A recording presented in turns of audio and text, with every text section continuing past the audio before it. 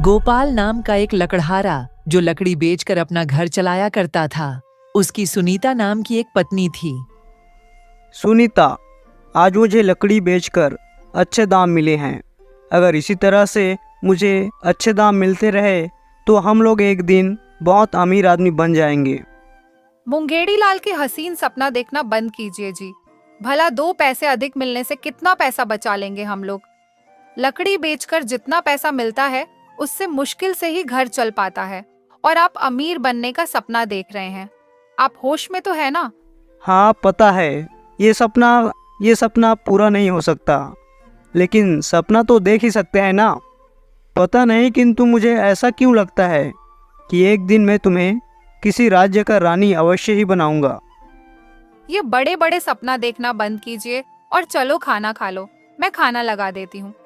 कल सुबह आपको लकड़ी काटने के लिए जंगल भी तो जाना है ना। अच्छा, ठीक है, चलो।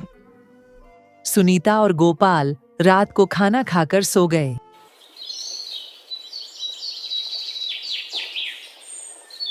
गोपाल सुबह होते ही लकड़ी काटने के लिए जंगल के लिए निकल गया।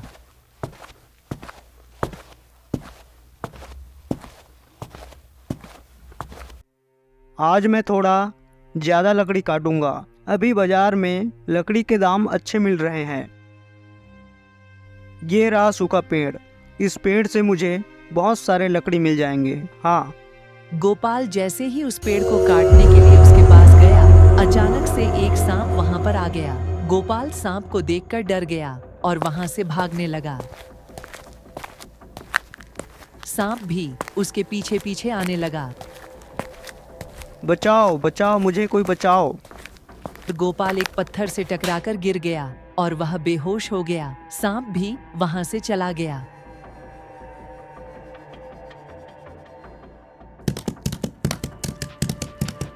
कुछ देर बाद एक सुंदर कन्या घोड़े में बैठकर वहां से गुजर रही थी। ये जमीन में इस तरह क्यों पड़ा है? ये कौन है? उठो युवक, उठो। कौन हो तुम? गोपाल को होश आया। तुम कौन हो युवक? क्या हुआ है तुम्हें? मैं कौन हूँ और आप कौन हैं? मुझे कुछ याद क्यों नहीं आ रहा है, और मैं यहाँ क्या कर रहा हूँ? मुझे कुछ याद क्यों नहीं आ रहा?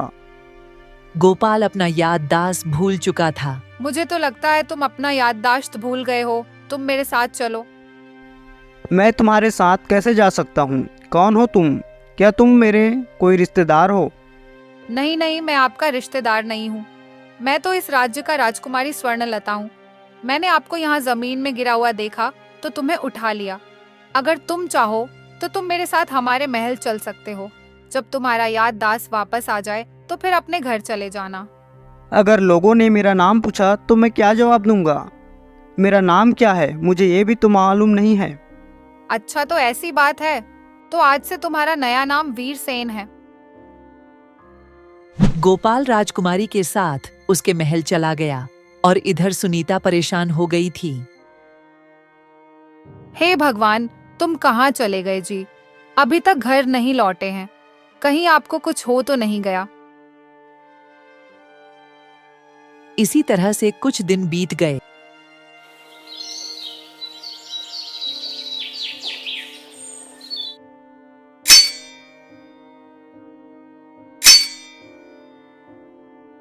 राजकुमारी ने वीरसेन को शास्त्रों और युद्ध कला का प्रशिक्षण अपने महल में कराने लगी। कुछ ही दिनों में गोपाल यानी वीरसेन युद्ध कला और शास्त्र ज्ञान में निपुण हो गया। वीरसेन जी, आपने तो बहुत कम दिनों में ही युद्ध कला और शास्त्र ज्ञान में निपुण हो चुके हैं। इससे पहले मैंने इतने कम दिनों में किसी को इन सभी कलाओं में महारत हासिल करते नहीं देखा है। एक दिन आप अवश्य ही बहुत बड़े राज्य का राजा बनेंगे। राजकुमारी जी, यह सब आपके वजह से ही संभव हो पाया है। अगर आप मुझे अपने महल में नहीं लाई होती तो मैं उसी जंगल में आज भटक रहा होता। मैं तो आपका ऋणी हूँ राजकुमारी जी, मैं तो आपका दास हूँ। आप जो कहेंगे मैं वही करूँगा। नहीं नहीं, तुम दास नहीं हो वीरसेन। तुम्हारा स्थान तो इससे कहीं बड़ा है। क्या तुम मुझसे विवाह करोगे? यह क्या राजकुमारी जी, मैं और आपसे विवाह? नहीं, मैं इस लायक नहीं हूँ। यहाँ आप क्या कह रही हैं? मुझे तो यह भी याद नहीं है कि मैं पहले क्या करता था, और आपकी जैसी सुंदर राजकुमारी से मैं विवाह किस आधार पर करूंगा। आपको किसी आधार की आवश्यकता नहीं है वीरसेन जी। वैसे भी इतने कम समय में अपने शास्त्रों और युद्ध कला में निपुण हो गए हैं, यही आपका आधार है। वीरसेन कुछ देर सोचने के बाद वह विवाह के लिए मान गया।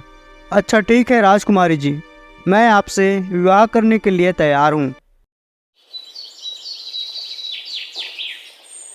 राजकुमारी अपने पिता राजा चंद्रकला को अपने विवाह का प्रस्ताव सुनाया। पिताजी, मैं वीरसेन से प्रेम करती हूँ और उन्हीं से विवाह करना चाहती हूँ। क्या आप हमें विवाह करने का आज्ञा देंगे? क्या तुम उस वीरसेन से विवाह करना चाहती हो? तुमने उसमें ऐसा क्या देख लिया पुत्री? मैं तुम्हारा विवाह किसी ऐसे युवक से कैसे कर सकता हूँ जिसे यह भी मालूम नहीं है कि वह पहले क्या करता था, कहाँ रहता था। पिताजी, मैं वीरसेन से ही विवाह करूंगी, अन्यथा किसी से नहीं करूंगी। पुत्री, तुम मेरी इकलौती पुत्री हो और जो भी तुमसे विवाह करेगा वह हमारे राज्य का भविष्य में राजा बनेगा। इसलिए मैं चाहता हूँ कि तुम जिसके साथ विवाह करो वह बुद्धिमान हो, ताकतवर हो, तभी तो वह इस राज्य को संभाल पाएगा। पिताजी, वीरसेन बुद्धिमान भी है और सभी शास्त्रों का ज्ञान भी उनके पास है। चाहे तो आप उनकी परीक्षा ले सकते हैं। तुमने ठीक कहा पुत्री, हम वीरसेन की परीक्षा अवश्य ही लेंगे।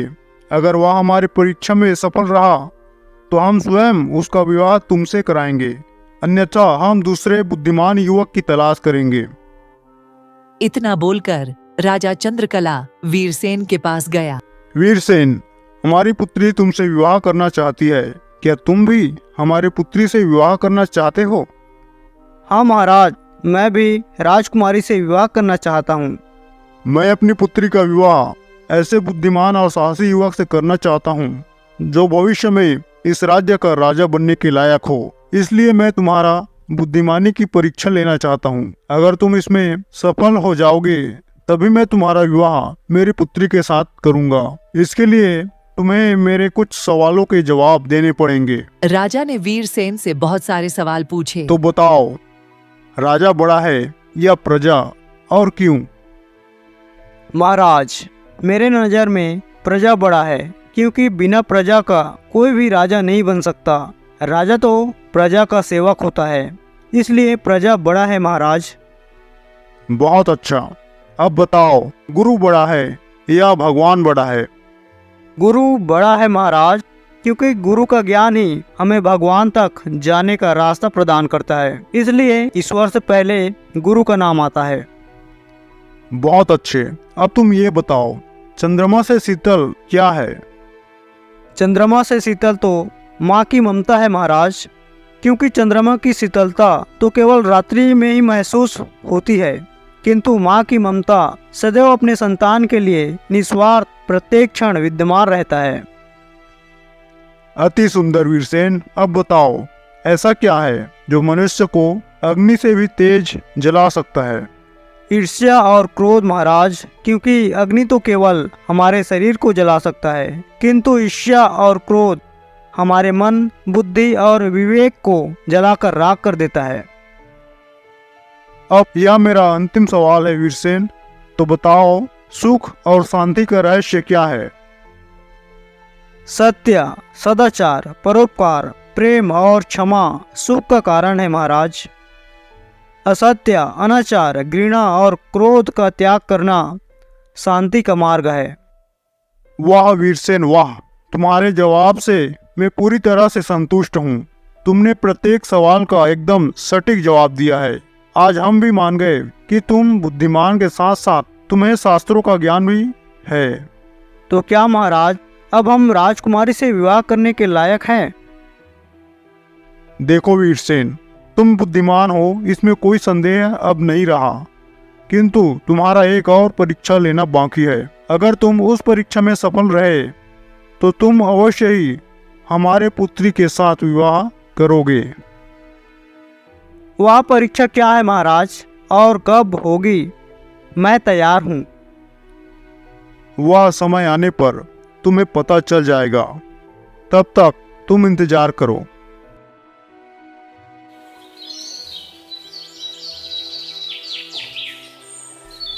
हमारे गांव की रक्षा कीजिए महाराज। मैं नारायणपुर गांव का मुखिया हूँ। हमारे गांव के लोग बहुत संकट में हैं। कुछ दिनों बाद राज दरबार में गांव के कुछ लोग महाराज के पास अपनी शिकायत लेकर आए। क्या समस्या है? तुम हमें बताओ। हम तुम्हें विश्वास दिलाते हैं कि हम आप लोगों की सहायता अवश्य करेंगे। महाराज, हमारे गांव में प्रति रात्रि एक बाघ आता है और वह गांव के लोगों का शिकार करके चला जाता है। पूरे गांव के लोग डरे हुए हैं महाराज। कुछ लोग तो गांव छोड़कर जाने लगे हैं। अगर वह बाघ को मारा नहीं गया तो हमारे गांव पूरी तरह बर्बाद हो जाएगा। अब आप ही हमारी सहायता कर सकते हैं महाराज। मुखिया जी, मैं आपको वचन देता हूँ, आज रात्रि उस बाघ की मृत्यु होना तय है। वीरसेन, आज रात्रि उस बाघ को मारने के लिए हम आपको अवसर देते हैं। अगर तुम आज रात्रि ही उस बाघ को मारने में सफल रहे तो हम अपनी पुत्री का विवाह तुमसे अवश्य कराएंगे। यही तुम्हारा अंतिम परीक्षा है। जाओ और अपना साहस दिखाओ। अवश्य महाराज, आज रात्रि वह बाघ जीवित नहीं बचेगा। वीरसेन रात्रि होने से पहले उस गांव में पहुंच गया। मध्य रात्रि होते ही वह बाघ गांव की ओर आने लगा। देखिए देखिए वीरसेन जी, यह वही बाघ है। आप लोग शांत रहिए और अपने अपने घर में छुप जाइए। इसे मैं देख लूँगा। जैसे ही बाघ गांव के करीब पहुंचा, वीरसेन बाघ के सामने चला गया। बाघ वीरसिंह पर हमला करने के लिए उसकी ओर दौड़ने लगा। तभी वीरसेन अपना भाला बाघ के ऊपर फेंक देता है और बाघ मारा जाता है।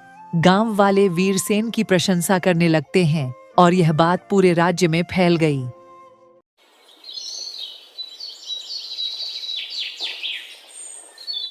वाह वीरसेन वाह, आज तुमने साबित कर दिया कि तुम बुद्धिमान के साथ साथ साहसी और ताकतवर भी हो। तुम संपूर्ण रूप से हमारे राज्य के राजा बनने के लायक हो और हमारी पुत्री से विवाह करने के योग्य भी हो। हम शीघ्र ही तुम्हारा विवाह अपनी पुत्री से कराएंगे। कुछ दिनों बाद महाराज ने राजकुमारी और वीरसेन का विवाह करा दिया। विवाह के कुछ दिनों बाद वीरसेन महल के बगीचे में टहल रहे थे। तभी अचानक से एक सांप उसके सामने आ गया। सांप को देखते ही वीरसेन का पुराना याददाश्त वापस आ गया। राजकुमारी जी, हमारा याददाश्त वापस आ गया है। यहाँ तो बहुत अच्छी खबर है। राजकुमारी जी, हमसे अनजाने में बहुत बड़ा अपराध हो गया है। अपराध? कैसा अपराध? हमारा तो पहले से ही विवाह हो चुका है और हमने अनजाने में आपसे भी विवाह कर लिया। न जाने मेरी पहली पत्नी सुनीता क्या कर रही होगी। मेरे बिना वह अकेली होगी घर में। ये आप क्या कह रहे हैं? आपका विवाह पहले से हो चुका है, लेकिन अब हम क्या कर सकते हैं? यह बात ना आपको पता था और ना ही मुझे। यह सब तो अनजाने में हुआ है। मुझे आपकी पहली पत्नी को स्वीकार करने में कोई आपत्ति नहीं है। अगर आपकी पहली पत्नी हमारे साथ रहना चाहे तो मैं खुशी खुशी उनके साथ रह लूंगी। चलिए, हम दोनों उनसे मिलने जाते हैं। वीरसेन राजकुमारी के साथ अपनी पहली पत्नी के पास गया और उसे सारी घटना बताई। सुनीता ने स्थिति को समझा और राजमहल में ही उनके साथ रहने लगी।